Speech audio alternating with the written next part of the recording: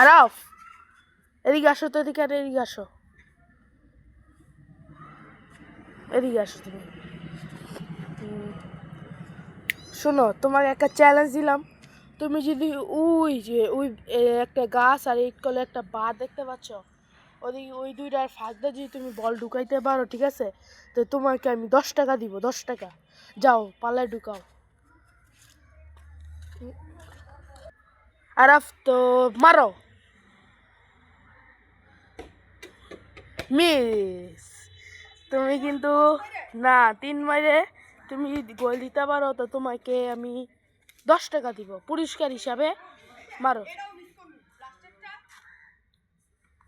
ঠিক আছে, মারো।